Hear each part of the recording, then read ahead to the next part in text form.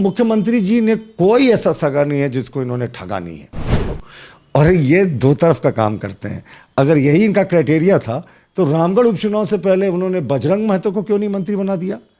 कांग्रेस की अर्थी निकाल रहे हैं मुख्यमंत्री जी। एक तो तय बेटा बेटी केकरो गुलहत्थे बैठल मंगरो, यानी ये ईडी और मुख्यमंत्री के बीच का प्रकरण है। वो इन्वेस्टिगेशन के दौरान उनको समन कर रही है, वही जैसे मंगरो बेटा बेटी किसी और में सारी रस्म कर रही है, तो सब जगह बीजेपी को अब घसीट के ले आ रही है। ये ईडी और मुख्यमंत्री के बीच का।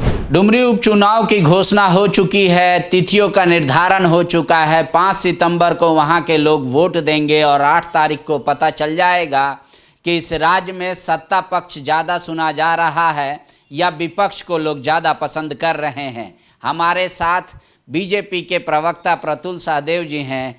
प्रतुल जी, जोहार जोहार। आप लोग तो इतना डर गए कि मुख्यमंत्री को समन भेज दिया डुमरी उपचुनाव के तिथि के दिन ही, और आदिवासी दिवस के एक दिन पहले एक देश में सर्वाधिक लोकप्रिय युवा मुख्यमंत्री के खिलाफ इस तरीके का षड्यंत्र किया। ये सब सारे वर्ड जेएमएम के।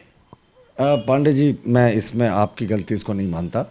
आपको जरूर यूपीए का शासनकाल याद आ रहा है, जब एजेंसियां ना सरकार का एक्सटेंशन ऑफिस हुआ करती थी, वो इंडिपेंडेंट रूप से काम नहीं करती थी, वो सरकार के इशारे पे कठपुतली की तरह नाचा करती थी। आपको याद है ना, जिस समय अमेरिका डील हुआ था और कम्युनिस्ट पार्टी ने समर्थन वापस ले लिया था, तो मुलायम सिंह के पास ये समर्थन मांगने चले गए थे और मुलायम सिंह ने समर्थन भी दिया था।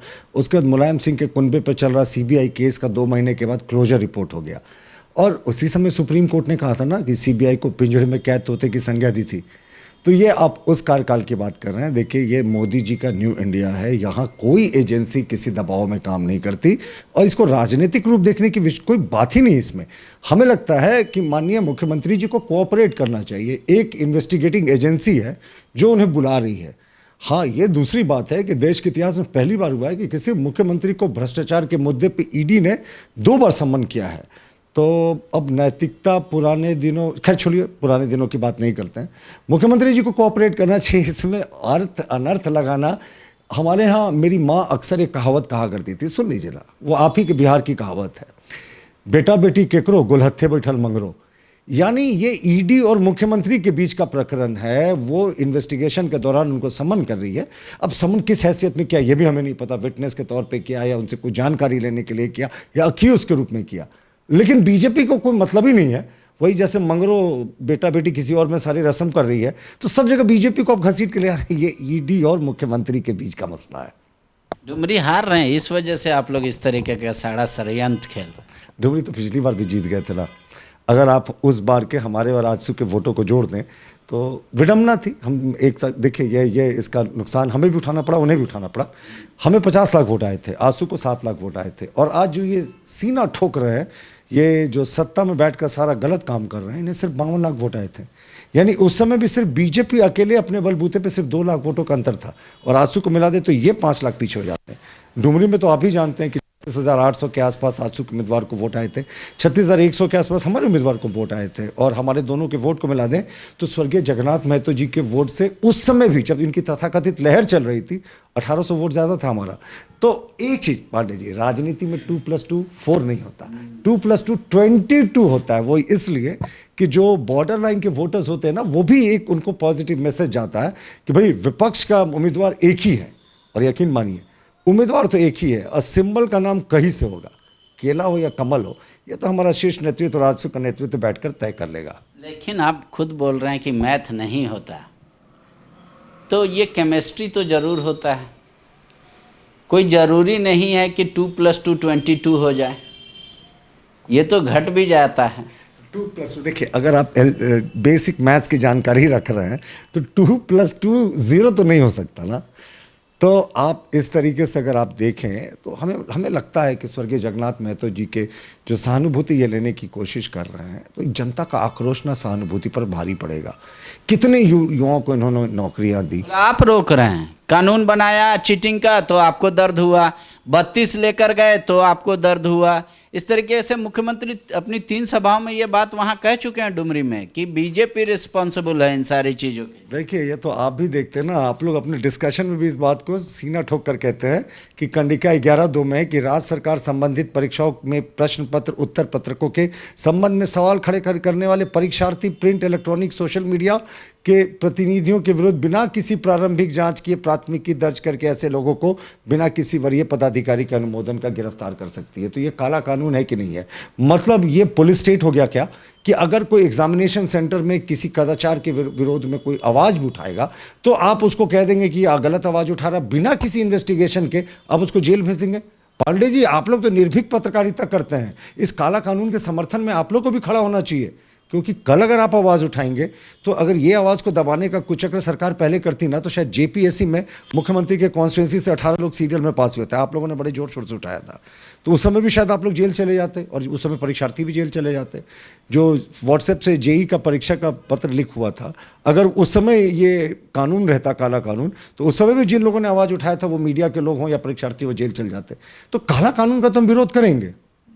डुमरी हमारा परंपरागत सीट है, जगन्नाथ महतो को श्रद्धांजलि वहाँ के लोग देंगे अपने वोट के माध्यम से। सरकार ने उनके परिवार को मंत्री बना के श्रद्धांजलि दे दी है, जेएमएम कह रहा है इस बात को।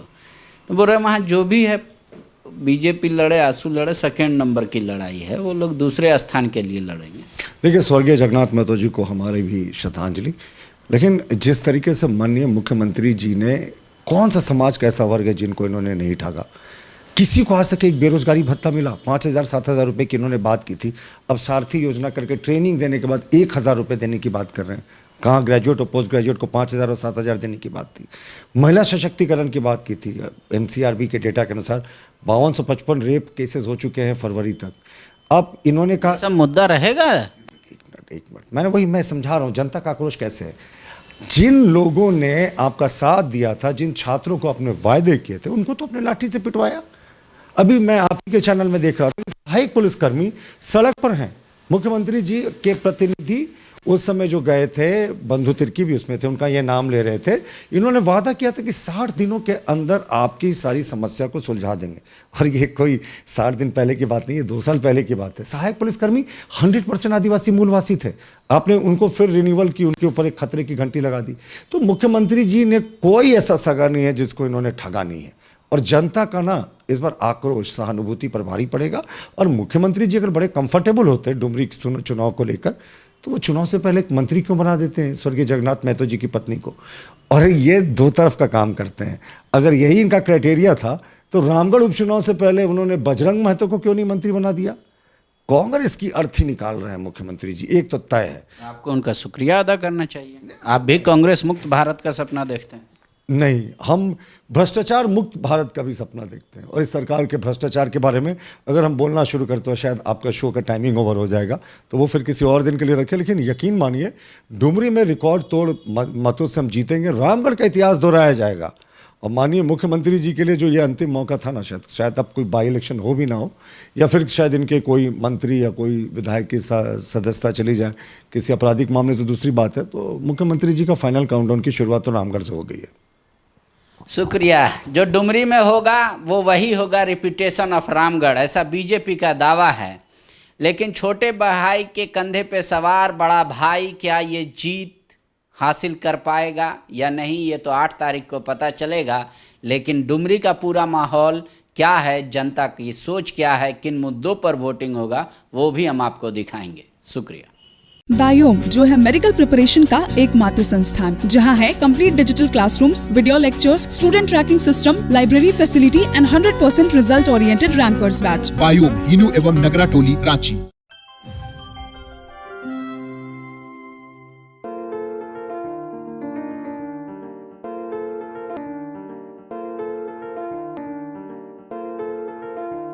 thefollowup.in. Like, share, and subscribe. www.thefollowup.in